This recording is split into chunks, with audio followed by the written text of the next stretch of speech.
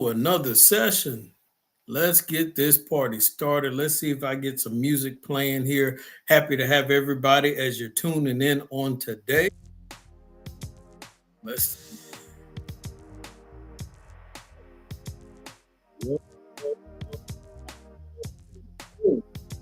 have a very interesting conversation today when it comes to financial literacy. I'm excited about having this conversation. It is a much needed topic to discuss. So, as you're tuning in on today, I look forward to seeing you all come on in the room as usual. Welcome to another session here at Coach Steele's Finance Training, where we talk about all things financial literacy. I am, of course, Coach Steele. Welcome on in the room. We talk about all things financial literacy, and we take the complicated things and we talk about them to see if we can simplify them so that all people can understand when it comes to financial literacy, when it comes to talking about currency, when it comes to talk about money, when it comes to talk about wealth building, all of those good subjects, generational wealth. That's what we do here at Coach Steele's Finance Training. And like I said, I'm excited about the topic on today. I've been talking to people here and there about this subject when it comes to Fannie Mae and Freddie Mac. And so I can't wait to see what your thoughts are and if you've ever even heard of Fannie Mae and Freddie Mac. So many of you may be tuning in on Facebook, some of you on YouTube, some of you on TikTok, wherever you're coming from. I'm happy to have you all in the room on today. We're going to talk about Fannie Mae and Freddie Mac. I want your wheels to turn. I want your minds thinking, because this is something I believe many people need to research and study and find out what's going on when it comes to the housing market on today. And so I'm going to do my best to do some research and help you understand what's going on when it comes to Fannie Mae and Freddie Mac. And I'll also be doing another video that I'll post on my YouTube channel that'll go a little more in depth about it. But today, what we're going to do is just scratch the surface. We're going to be right here on surface level when it comes to Fannie Mae and Freddie Mac. And you all can start that surface level research with me. Good morning to you, Miss Cheryl. Happy to have you tuning in to Coach Steele's Finance Training on today. And so as we discuss Fannie Mae and Freddie Mac, I'm interested to hear y'all's thoughts and your comments about Fannie Mae and Freddie Mac and what you believe is going on with these two big, high-powered companies that deal with real estate, that deal with the real estate market in America, and understanding their purpose, what it is that they do to serve the real estate market in America. So as you come on in the room here at Coach Steele's Finance Training, make sure you meet me, greet me, say hello. I want to greet you back. I appreciate everybody as you tune in to Coach Steele's Finance Training on today, that you take this Friday morning to educate yourself and improve your level of financial literacy. Here at Coach Steele's Finance Training, we talk about so many different subjects when it comes to financial literacy. And so I'm just looking forward to all of the new faces that have dove in the room on today, and some of the old faces, not that you're old, and how we also interact as well. So let's get this party started. Does anybody know who Fannie Mae and Freddie Mac are? That's the first question on today. I need you all to do some homework and some research on today. Make sure you share the live, because this is going to be a very interesting topic. And it's an interesting topic because I believe there is money to be made. But then how is there money to be made? That's where it gets good, ladies and gentlemen. How is there money to be made when we talk about this topic? Mr. Tony Sherman, thank you for tuning in to Coach Steele's Finance Training on today, as we are talking about Fannie Mae and Freddie Mac, guys. And if you're a new listener, make sure you go to the YouTube channel and subscribe to Coach Steele's Finance Training. We as a community are growing. We're getting larger, and it's just going to continue to grow.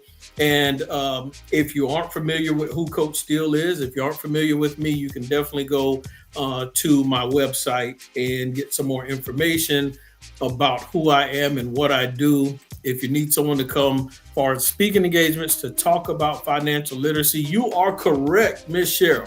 So Fannie Mae and Freddie Mac are like lenders when it comes to that financial world of real estate.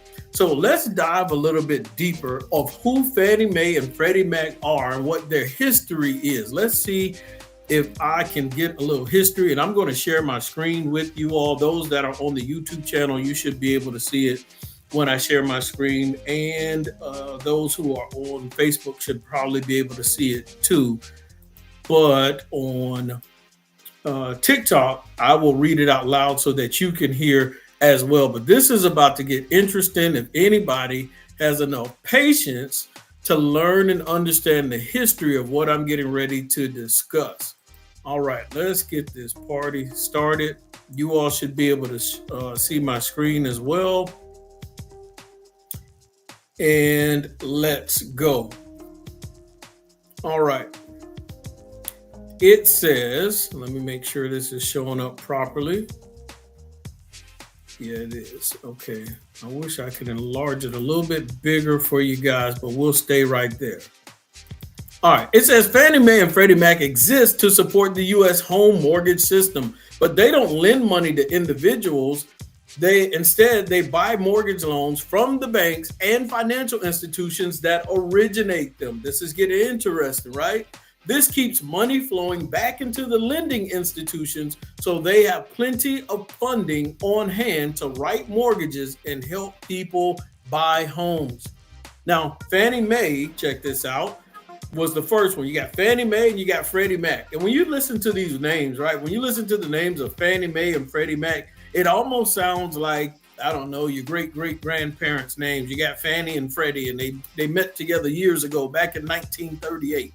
It was chartered by Congress in 1938 during the Great Depression. Okay, during troubled times, they came up with this. The crisis had wreaked havoc on the housing market, and lenders wanted to increase funding for home buying and make home ownership affordable and accessible. So Fannie Mae changed the way mortgage lending worked, making it possible for lenders to extend long-term mortgage loans with smaller down payments. And it greatly expanded the mortgage credit market. All right, let's go a little bit further. This is getting interesting. Fannie Mae remained a government-owned entity for the first 3 decades of its existence, with a near monopoly over the secondary mortgage market. Fannie Mae was privatized in 1968. And then check this out. Freddie Mac was created in 1970 as a competitor to dilute its monopolization of the market. Now, guys, the reason why I'm going over this, I want you to understand the history of Fannie Mae and Freddie Mac. And this is going to get good as you all are tuning in to Coach Steele's Finance Training, because eventually what we're going to do is we're going to go to the charts. I want you all to look at their charts, and we're going to look at some history as I share my screen of the value of the companies now versus what the value were just 7 or 8 months ago, and then what the value was, plus 10 plus years ago. So this is going to get interesting. Why? Because I believe there's money to be made, and we need to have this conversation so that we can figure out. I want you all to figure out, how do we make money from Fannie Mae and Freddie Mac? All right, so Fannie and Freddie are private corporations that were chartered by Congress. We know Fannie came first in 1938 and Freddie came in 1970. All right, as a competitor. Let's go a little bit further. Now, here's where it gets interesting. When they were chartered by Congress, the formal term of this kind of company is a government-sponsored enterprise, GSE, government-sponsored enterprise. There are several other GSEs, right? Because of the large role they played in the economy and their governmental affiliation, some investors assume they are implicitly guaranteed by the federal government. This means they believe the government would bail out Fannie and Freddie if they couldn't pay back their debt. Do you know how reckless you can be if you have the autonomy, I don't even know how to spell that, to spend as much money because you're too big to fail? Anybody ever heard that before? Remember 07, 08 real estate or market crash? So Even though Fannie and Freddie are technically shareholder-owned owned, they have been under government conservatorship since the Great Recession, 1938. Many investors who hold stock in two companies are eagerly waiting for them to emerge from government control. Listen to that. People who own stock in Fannie and Freddie are ready for them to emerge from government control so their stock can trade on public exchanges again. Now it's saying again. What does again mean? That means there was a time where these two companies used to be exchanged on the stock market. But for whatever reason, they're not exchanged on the market right now. And that's something I want you all to think about. Why were these two companies being exchanged on the market and now they're not exchanged on the market? Thank you, Mr. Larry Logan, for tuning in on today. Happy to have you be a part of Coach Steele's finance training. I'm telling you, I believe there's money to be made here, and the system is going to find a creative way to not allow people to make money off of these two companies. Fannie Mae, Freddie Mac, we're looking at the history. We see their impact in the marketplace. Let's go deeper. Okay, here we go. You all know I like talking about real estate, but I sometimes talk about the stock market. And here's your fun moment today where I'm dealing with the stock market and the impact of Fannie Mae and Freddie Mac and their stocks. People who have bought shares, people who want to buy shares but can't potentially buy shares right now. Fannie Mae, this is the first one from 1938 that came on the scene. So Fannie Mae is formerly known as Federal National Mortgage Association, FNMA. So now when you talk about Fannie Mae, if you try to go look for them on the stock market, hold on, let me make sure I made my screen large for those on the YouTube channel. Fannie Mae is formerly known as FNMA. So if you look for its stock symbol, you can't look up Fannie Mae anymore, but you can find it under FNMA. In the beginning, Fannie Mae was designed to maintain liquidity for government-backed loans from the Federal Housing Administration and the VA. Okay, VA, Veteran Administration. Over time, Congress expanded Fannie Mae's ability. They got more power, more ability to participate in the mortgage market. Now, they started in 1938. In 1954, the company was converted to a mixed ownership corporation, making it both publicly and privately owned. However, in 1968, Congress decided to allow Fannie Mae to become entirely private, and in 1970 allowed the company to begin buying conventional mortgages. Now we know Freddie Mac came on the scene in 1970 as well. Now during the late 80s, Fannie began issuing mortgage-backed securities. Why am I telling you all of this information?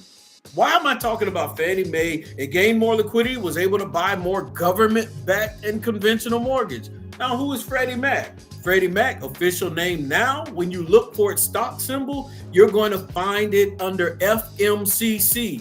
In 1989, Congress reorganized FMCC to be a publicly owned company. So now at one point, these companies were publicly owned. And as you're tuning in on today, I want you to understand there was a time where you could go buy as many shares and invest in these companies as you like. You could go invest. But then there's something that happened in 2007, 2008, 2009 that led up to eventually these companies became OTC, over the counter, and you were no longer able to buy shares of this company. But what I want you all to know is there are people that still have shares of this company. They still own shares. And so when you talk about buying shares of FNMA and FMCC, people have shares, right? And they're allowed to sell, but you can't buy. Why can't you buy shares right now, but you're allowed to sell? I can't wait to show y'all this chart. Okay, so y'all stay tuned. Let me dive back in here because I eventually want to show you the charts so you can see what price they're selling at right now. And if you're tuning in to Coach Steele's finance training, thank you for tuning in. I'm going to get to the meat and potatoes of this. Let's see here. All right, so we know what Freddie Mac is. They have regulatory oversight of Fannie Mae and Freddie Mac because they are government-sponsored enterprises, the GSEs that we talked about earlier. Because they were created by congressional charter, Fannie Mae and Freddie Mac have a high level of special oversight from the government. Fannie Mae, Freddie, they are regulated by Federal Housing Finance Agency, which currently holds the conservatorship for both companies. Some things to keep in mind, these two companies. They have treasured by securities, the Treasury buys securities from Fannie Mae and Freddie Mac. Fannie and Freddie don't have to pay state and local taxes. Some of the board members are appointed by the president. It gets good.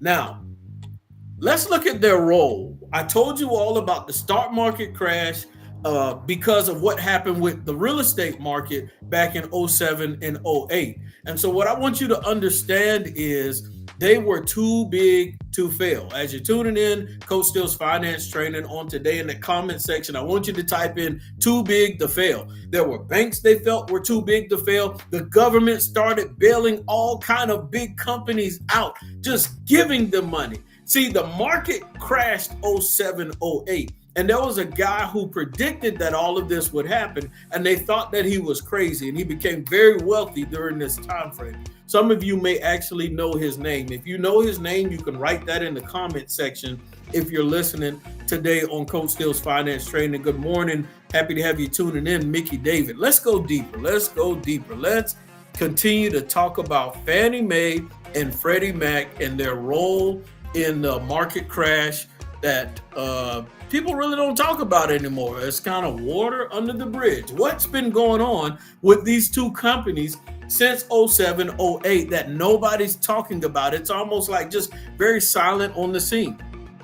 Check this out as y'all are listening in as well on TikTok. Fannie and Freddie, let me make sure. Okay, we're good. Fannie and Freddie, sound like I said, it sounds like I'm talking about our great grandparents or aunt and uncle or somebody that you know, played a starring role in the financial crisis in 08 thanks to their implicit guarantee. Remember, both companies were chartered by the Congress and filled federally mandated roles to maintain stability and functioning of the mortgage market. But they were also public traded companies whose bonds and shares were widely held by investors. Like I told you all, there are many people that own tons of shares of this company, and the company was thriving. It was doing well. This is where it gets good. Given their importance, how important they were to the market, most investors in Fannie and Freddie assumed that they were too big to fail. If the companies ever ran in trouble, they assumed the government would throw money at them and bail them out. This wasn't something stated explicitly in any law or regulation, but for some reason, people just happen to know this. Now, Fannie and Freddie Mac helped inflate the housing bubble. Now, these two companies played implicit roles with helping inflate the housing bubble. Okay, let's get there. All right. Now, Fannie and Freddie pumped more and more money into the U.S. home finance system in the years leading up to the financial crisis. This is why. Buying an outsized number of mortgage on the secondary market. This helped support the bubble, that big bubble. Some of you may be too young to remember this, but the houses, the value and the cost to buy a house was extraordinarily high back in 07, 08. This helped support the bubble in home prices that emerged in 2005 through 2007.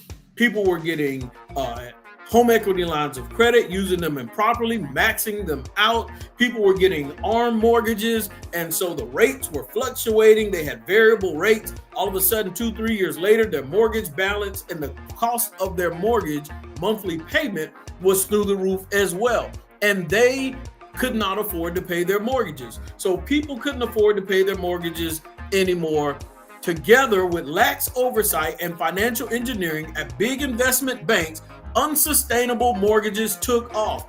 Many people getting mortgage loans who might not have qualified for home loan financing in normal times. In other words, they gave people loans that they could not pay. There was not much overheight, laissez-faire. And so buying Both home buyers and financial systems as a whole became over leveraged, unbalanced, driven by financing from Freddie Mac and Fannie Mae. In other words, they did not maintain their budget. They did not maintain their books well. They gave out loans to people who couldn't pay them back. How is a company going to make money if they can't get paid back for the loan that they gave out? So basically, the unwinding of the housing bubble in 2007 and the financial crisis that followed in 2008 hit Fannie and Freddie hard. Now, to avoid the collapse, the FHFA seized companies and put them in conservatorship on September 6, 2008. Why am I telling you all this? And this is just days before the Lehman Brothers filed bankruptcy and sent the financial market into a tailspin. As y'all are tuning in to Coach Steele's finance training on today, you see the question here. The question is, when will the shares of Fannie Mae and Freddie Mac trade again? That's what I want to talk about on today, because I believe there is money to be made. There's money to be made, and many people don't realize the opportunities that may arise. And if there's money to be made, how come everyone doesn't know about it? What is going on with Fannie Mae and Freddie Mac? I'm going to tell you what's going on. Now I'm going to share my screen with you all so we can look at the charts. So when we talk about Fannie Mae and Freddie Mac, I want you all to understand that they are, when you look at the stock market, not the stock market, when you look at their charts, and let me make sure it is reading properly. We're getting to the bottom of this, ladies and gentlemen. When we look at this chart right now, we're looking at the chart for FNMA. So that means this is Fannie Mae. We're looking at the chart for Fannie Mae. And so when you look at this chart for Fannie Mae on today, it says Fannie Mae is at what? $11.88. I think that's what it's saying right now. I could be. Let me make sure I got it right. So this is what I want you all to pay attention to. That's on today. We're looking at Fannie Mae. Let me double check. Let me see here. Yep. So, well, actually, Fannie Mae might be at $12.60 and Freddie Mac is at $11.88. All right, let's go back here. FNMA. Now, check this out. If we look at, let's go to past 3 months, right? Now let's look at the past 3 months. Let's see here. Let me click on this so I can show you all better. If you look at the past 3 months, we see it went over $12, but then when you go back, we see at one point it was around $9. Are y'all seeing how it just went up in the past 3 months? It's gone from $9 all the way up to about $12 and some change. Okay, let's go deeper. That's the past 3 months. Year to date. If we look at year to date, when we're looking at this of January, in January it says it was at $4. FNMA was at $4 and now it's above $12.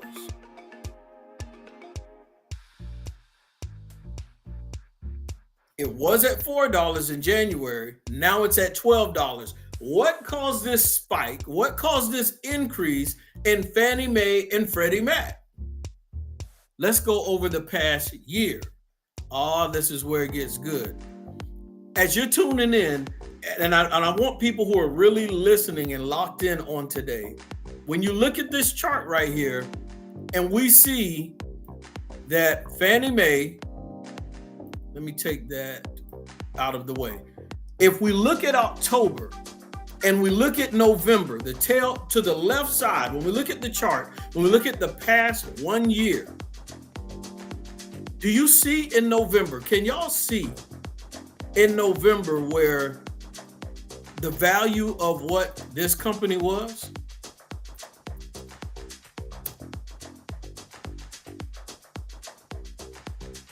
Let's see here. When we go all the way back to November, it was like $1.52. FNMA was $1.52 in that November time frame.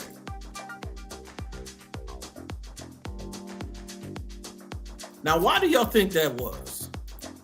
And most importantly as well, why do you think all of a sudden it went from $1.52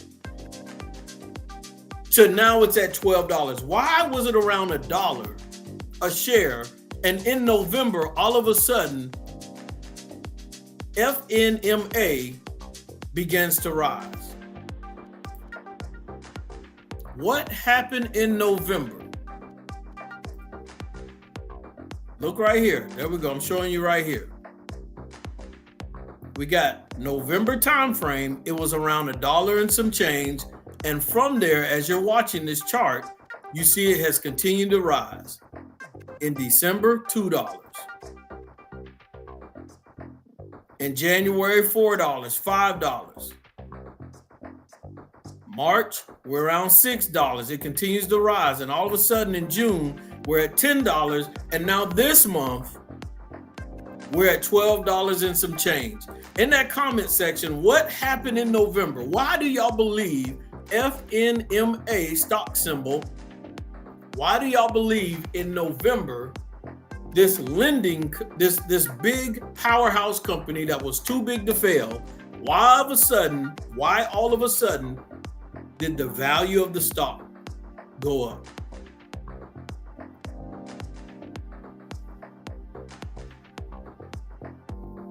This is what I want to know as we're doing research, as we're doing homework to try to find out what is going on in the marketplace. Why did Fannie Mae and Freddie Mac? Now, this is the chart for Fannie Mae. But Freddie Mac looks very eerie, whatever the term is. It looks very similar. It has the same gradual incline going on as well. So what happened in November that made Fannie Mae and Freddie Mac start climbing higher?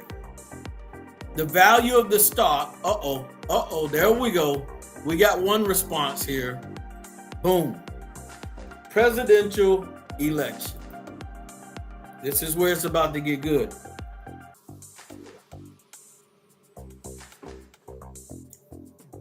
If you're just tuning in, as usual, we're having a conversation here on Coach Steele's Finance Training. Make sure you subscribe to the YouTube channel. We talk about all things financial literacy. I am Coach Steele. And so we are talking about Fannie Mae and Freddie Mac and the importance and the history of who they are and where they come from and the impact that they've had on in America and the housing market, how they came to be, how they were too big to fail, how the government had to bail them out. Does anybody here know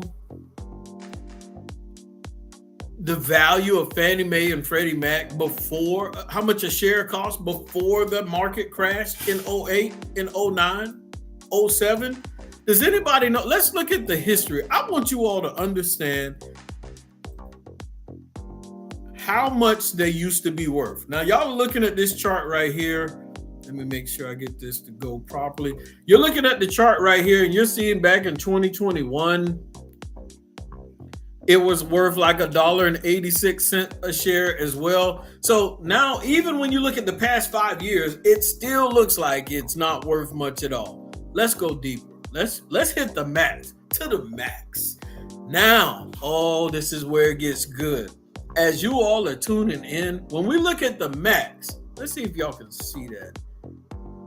When you look at the max, what was the value? As y'all are looking at this chart, and we look back in 2000, in the year of 2000, do you all see how much Fannie Mae and Freddie Mac was worth in the year 2000? Let me go over to my chart.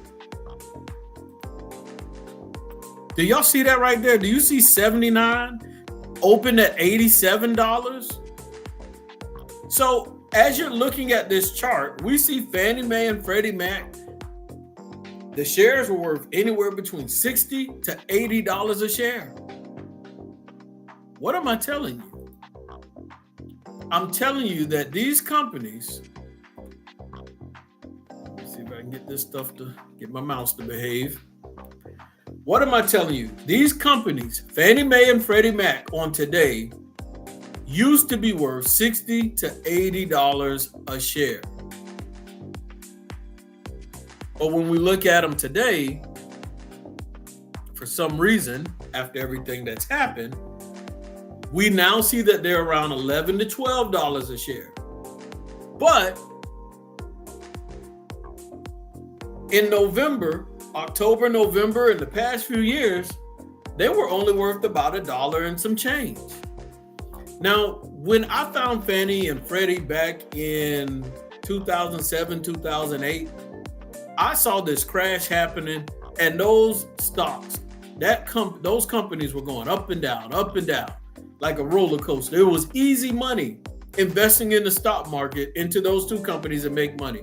Because one day you jump on there, it might be worth $1, it might go up to $1.25, it might go up to $1.50, it might go to $2. It was just going back and forth.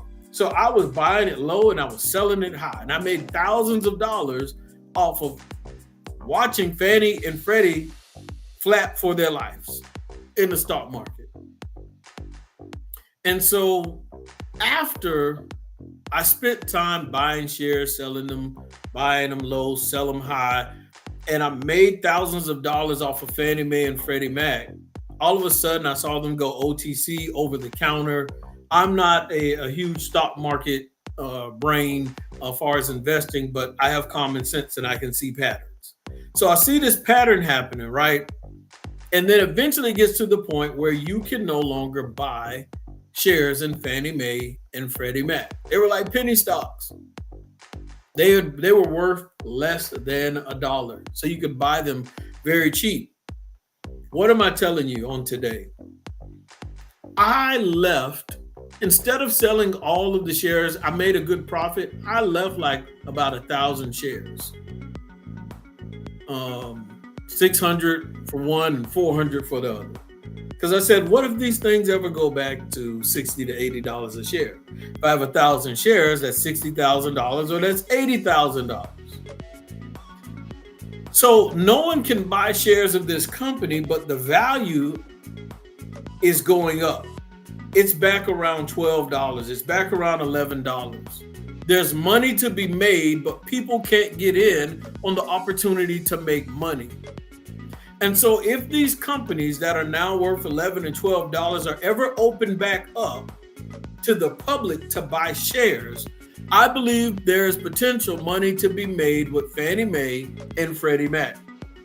Now, I do think in the future, the Federal Reserve is probably going to lower the interest rates so that people can start buying some more houses, because the housing market is struggling right now. And I'm sure if you're a real estate agent, you're going to be extremely happy, because the tail end of this year, and I believe the beginning of next year, there are going to be deals and opportunities to be found in the marketplace. When those deals are found, when the interest rates are decreased as we move into the latter part of 2025, that is going to bode well for Fannie Mae and Freddie Mac. Companies that people can't buy shares in. Now, I have some shares that I didn't hide, that I left there just in case they decided to go back to $60 to $80 a share. And so I want everybody that's tuning in here on Coach Steele's Finance Training to just be on the lookout. Keep your eyes open, keep your eyes peeled, because if this stuff ever decides, if they ever decide to allow it to be publicly traded again, this may be something that you want to dive in for the long haul. Now, I believe there's money to be made, but you're going to have to be patient until they allow them to be traded again. Today, shares of Fannie Mae and Freddie Mac are traded over the counter, meaning you can't buy them on major stock exchange. The shares on Fannie Mae and Freddie Mac are both valued at less than $1 a share as September 2021. Now, that was the past. Investors who still hold shares are anxious for the companies to leave the conservatorship, which would let them trade on a stock exchange again and rise in value. This is what I'm trying to tell you. There is money to be made when it comes to Fannie Mae and Freddie Mac. Now, I need to go back and look at when this article was written. It says in 2014, FHFA published a strategic plan for releasing Fannie and Freddie from conservatorship. The plan has three big goals. They want to prevent foreclosures and keep mortgage credit flowing in safe and sound manner to keep housing finance markets resilient, liquid, and efficient. They want to reduce taxpayers' risk by encouraging more private capital in the mortgage market. This goal would decrease the role that Fannie and Freddie play in mortgages. That's interesting. They want to reduce taxpayer risk by encouraging more private capital in the mortgage market. This would decrease the role that Fannie and Freddie play in mortgages. Build a new infrastructure for securitizing single-family residential mortgages.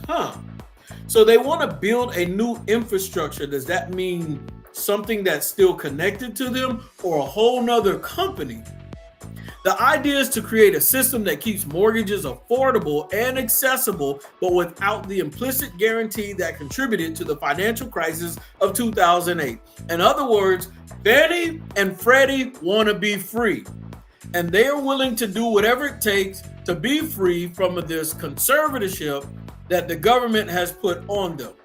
Let's look at when this article was written. That was February 11, 2022. So that was 3 years ago. So they have been working on this thing for a while. They have been trying to get free. I'm interested to hear your comments and your thoughts about this whole Fannie Mae and Freddie Mac thing, because the shares are rising. They went from $1 and some change in November. President Trump takes office, and now, less than a year later, from $1 and some change, it is now at $12 and some change. What if you bought 1,000, if you had the opportunity to buy 1,000 shares in November when it was about $1, and now, less than 12 months later, it's worth $12 and some change? That $1,000 would now be worth $12,000. Easy money. What if you would have spent $2,000? It would be $24,000. There is money to be made. I just showed you both companies, when they were operating at a high level, were worth $60,000 to $80,000. We're worth $60 to $80 a share. But if you have 1,000 shares and it goes to $60, that's $60,000. Some people have to work a whole year just to make $60,000. But if you invest wisely and you're patient, you might be able to make it in a year's time frame. Just look at this example I gave. What if you'd have had access to Fannie Mae and Freddie Mac? So when is the government going to take the conservatorship off of Fannie and Freddie so that they can be publicly traded and bought on the market for us to invest into the stock market and to the real estate economy of America?